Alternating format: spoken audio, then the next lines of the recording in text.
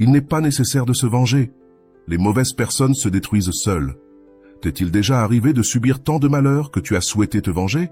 Ou bien, ressens-tu, en ce moment, une douleur profonde dans ton âme qui te pousse à vouloir rendre la monnaie de leurs pièces à ceux qui t'ont fait du mal? Si c'est ton cas, j'aimerais te partager ce message.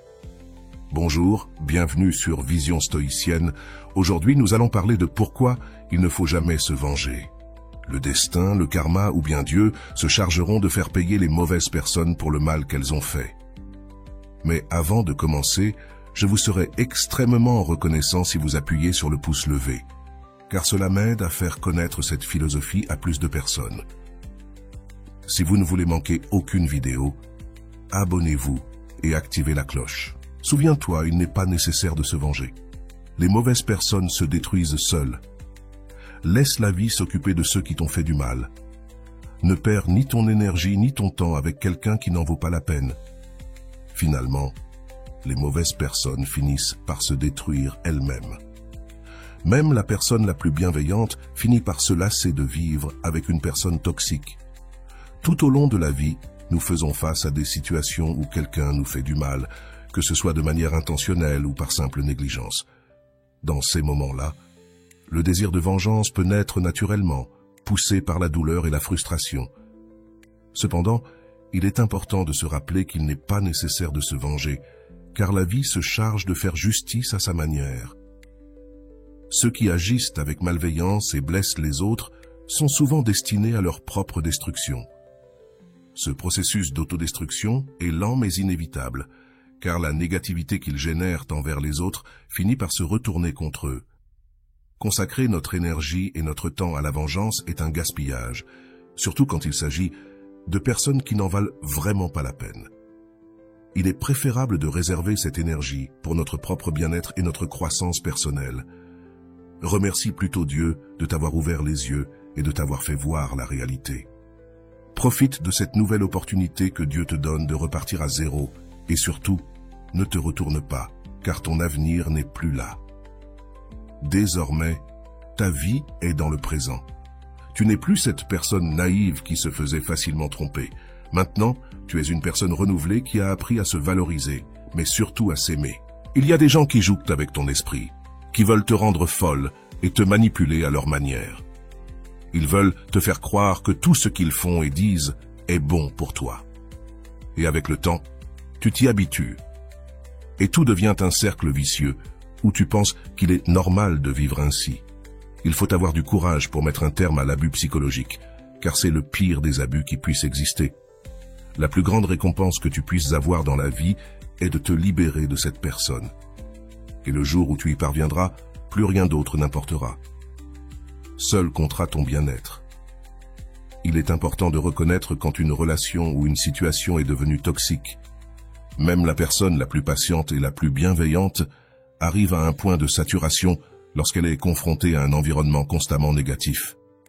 Dans ces moments, il est sage de remercier la vie de nous avoir donné l'opportunité d'ouvrir les yeux et de voir la réalité telle qu'elle estimate, plutôt que de s'accrocher au passé et aux personnes qui nous ont fait du mal. Il faut saisir les nouvelles opportunités qui se présentent pour repartir de zéro. Regarder en arrière et s'attacher à ce qui ne nous appartient plus ne fait que nous empêcher d'avancer. Le présent est là où nous devons concentrer notre attention, car c'est ici que réside notre véritable pouvoir et notre capacité de transformation. Lorsque nous laissons derrière nous la naïveté et apprenons à nous valoriser, nous apprenons aussi à nous aimer de manière plus profonde et authentique. Certaines personnes essaient de nous manipuler et de jouer avec notre esprit, nous faisant croire que leurs actions et leurs paroles sont ce qu'il y a de mieux pour nous. Avec le temps, nous pouvons en venir à accepter ce comportement comme normal, entrant ainsi dans un cycle vicieux où la manipulation et l'abus psychologique deviennent partie intégrante de notre vie quotidienne. Mais il est essentiel d'avoir le courage de mettre un terme à ce type d'abus, car l'abus psychologique est l'un des pires qui existent. Se libérer d'une personne qui nous fait du mal est l'une des plus grandes récompenses que nous pouvons obtenir dans la vie. Lorsque nous réussissons à nous éloigner de cette influence négative, tout le reste perd de son importance. Seul notre bien-être, notre sécurité et notre paix mentale comptent. C'est dans ces moments que nous comprenons que la vengeance n'a pas de sens, car ce qui importe le plus, c'est nous-mêmes. Ce qui comptera, c'est ta sécurité, ta tranquillité et ta paix mentale. À ce moment-là, la vengeance devient superflue. C'est là que tu réalises que ce qui importe le plus, c'est toi, et que la vie se chargera de remettre chacun à sa place. Il n'est pas nécessaire de se venger. Les mauvaises personnes se détruisent seules. Les mauvaises personnes finiront par recevoir le karma au moment où elles s'y attendront le moins. Et quand elles l'imaginent le moins, la vie leur fera payer cher. Ce n'est qu'une question de temps. Dans la vie, il y a des moments où notre sécurité, notre tranquillité et notre paix mentale doivent devenir nos principales priorités. C'est dans ces instants que nous nous rendons compte que la vengeance perd son sens et que ce qui compte le plus, c'est notre propre bien-être. Il n'est pas nécessaire de gaspiller notre énergie à chercher la rétribution, car au final, ce qui importe vraiment, c'est que nous soyons bien avec nous-mêmes. La vie, avec sa sagesse inébranlable, se charge de mettre chaque personne à sa juste place. Ceux qui ont agi avec malveillance finiront tôt ou tard par affronter les conséquences de leurs actes. Le karma, cette force inévitable, arrivera au moment où ils s'y attendront le moins, faisant payer cher le mal qu'ils ont causé.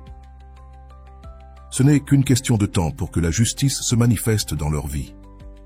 Plutôt que de nous concentrer sur la vengeance, nous devons orienter notre attention vers ce qui nous importe vraiment, notre sécurité émotionnelle, notre tranquillité et notre paix intérieure. Ce sont les piliers qui nous permettront de vivre une vie pleine et satisfaisante, loin de la négativité et de la rancœur. La véritable victoire ne réside pas dans le fait de faire payer ceux qui nous ont fait du mal, mais dans le fait d'aller de l'avant avec un esprit et un cœur en paix. Il n'est pas nécessaire de se venger, car les personnes qui agissent avec malveillance finissent par s'autodétruire. Au final, c'est la vie elle-même qui se charge d'équilibrer la balance en s'assurant que chacun reçoive ce qu'il mérite. Pendant ce temps, nous devons nous concentrer sur notre propre bien-être, en ayant confiance que la justice arrivera en temps voulu.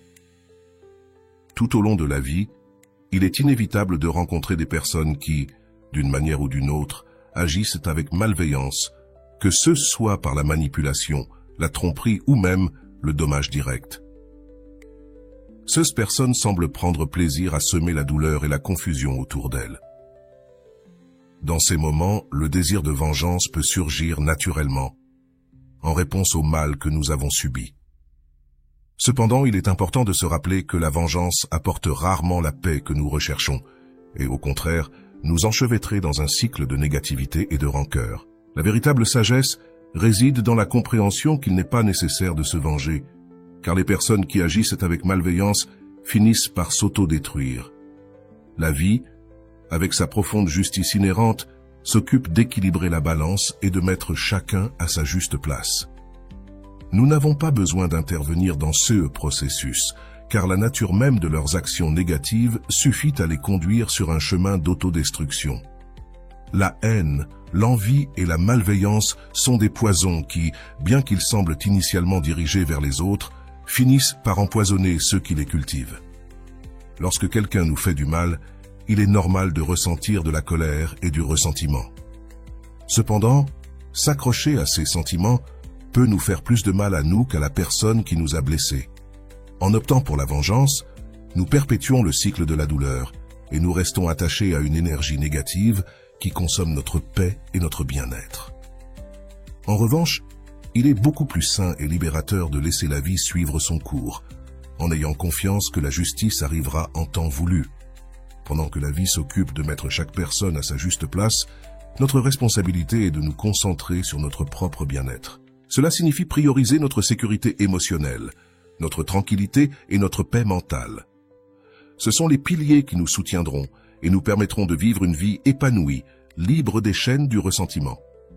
En fin de compte, la plus grande victoire n'est pas de faire payer ceux qui nous ont fait du mal, mais de guérir et d'aller de l'avant avec un cœur léger.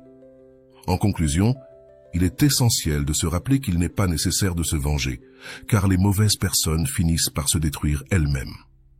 Notre énergie et notre temps sont trop précieux pour être gaspillés sur ceux qui n'en valent pas la peine.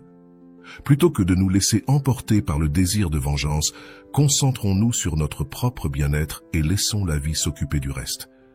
Finalement, la véritable justice se manifestera et nous aurons la satisfaction de savoir que nous avons choisi le chemin de la paix intérieure et de la résilience. Si tu veux aller plus loin dans ce processus, je te propose de regarder cette vidéo ici qui t'explique comment avancer sans regarder en arrière. Je te dis à la prochaine fois, avec tout le respect et l'affection que j'ai pour toi.